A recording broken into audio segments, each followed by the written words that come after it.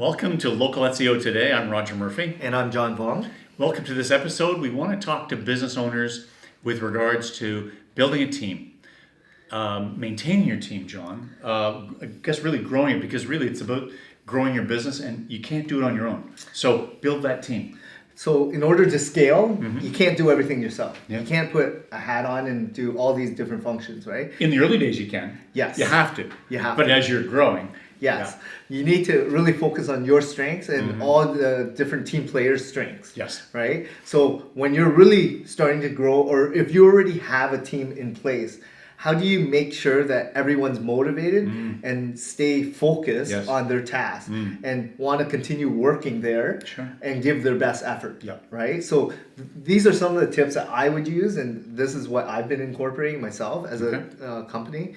So incentivizing the team. So there should be two types of targets. There should be a company target, so the top line revenue for the entire company annual, as well as some sort of personal or team target, right? So it gives them a motivation to actually hit that target, right? So it all depends on the roles that they play, right? So for instance, if they're in the sales role, commission makes a big incentive for a lot of these people, right? Yeah. So monetary. But then there's other factors such as, if you're in customer service, for instance, and people are calling you all the time, well, how many of them are satisfied and you're able to upsell them or you're able to get them to write a review, right? So there's things that you can actually try to push some of these people to focus on. And this also applies for a lot of service-based companies, right? So for instance, a dentist, for instance, you have an office and there's a receptionist, right? Or hygienist, right? So they're facing the customer. And what can you do to really motivate those people to get them to continue working hard and stay loyal to your company, right? So make sure they know what is the end goal for the company. So have, I always think of it as task goals, KPIs on a daily basis, weekly, monthly.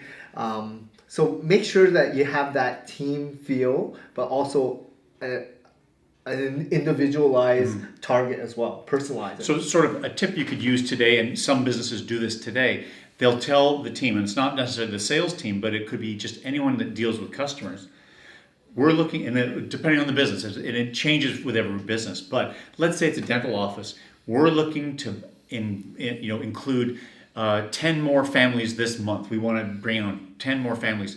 Therefore, when we're outreaching to our current customer base, maybe what you do is incentivize your team to say, if you get 2 referrals this week, or 10 by the end of the month, or pick whatever it works out to, that leads to potentially a new family or set of patients coming into the office, it'll go towards something, and it may be money.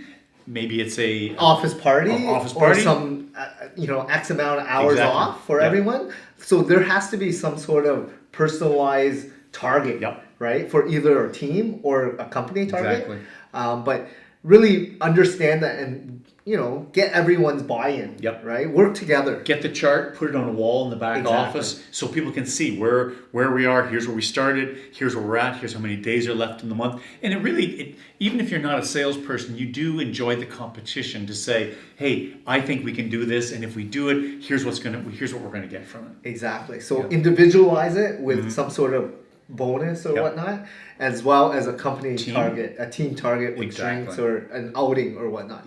And then hold everyone accountable as well. So the key is someone that's not pulling their weight, well, talk to them, figure out why, figure out what's the main reason, right? Because if everyone's working together at the end goal and one person's a bottleneck and holding you back, what's the real reason going on, right? Like maybe it's a personal thing or a family thing.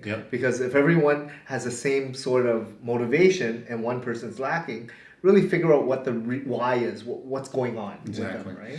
If you involve your staff as a team and let them know and feel that they're part of the team, have a meeting and sit down and have everyone, maybe John, come together, in with ideas of efficiencies, how we could improve systems, maybe even improve revenue, so to speak. Everyone's got good ideas. So if they bring it forward, or you as the business owner, set up an environment where it's encouraged to bring ideas forward, not in a complaint department, but here's how we could do things better.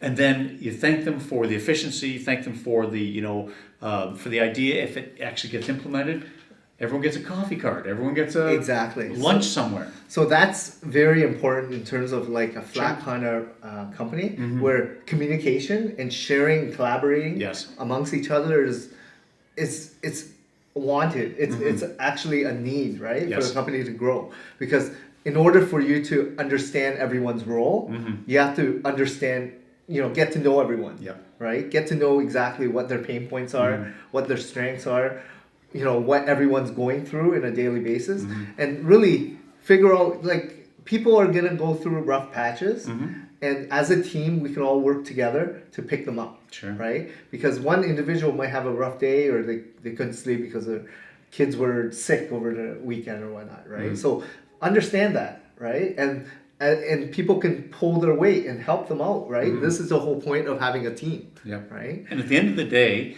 you've got a team. If you show respect to them, make sure they feel like they're part of the team and part of the family.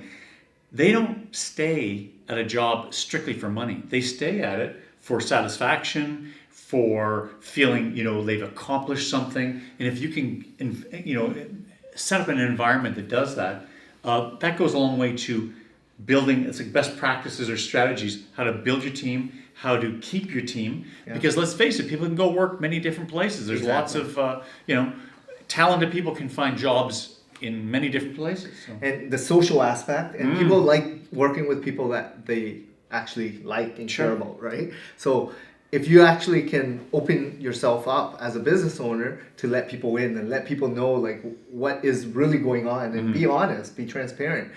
Don't hide and put, like, when you're in front of them, act different than if you were in front of a customer. Like, be yourself, right? And people will like that. If they don't, then you'll find someone that should like it, and you'll find a better fit for that role, right?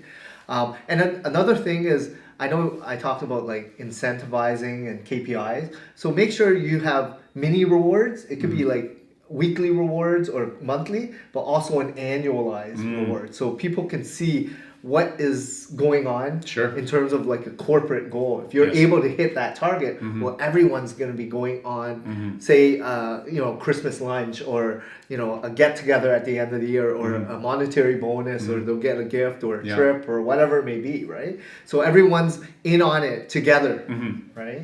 Don't feel as a business owner that this is too expensive, I can't afford to do it. It doesn't need to cost a fortune, John, right? I mean, coffee cards. I mean, just even the littlest thing to give something a recognition for, hey, that was a great idea you brought forward at the last meeting, or that was a super, involvement you had with the client, or how you dealt with a certain situation.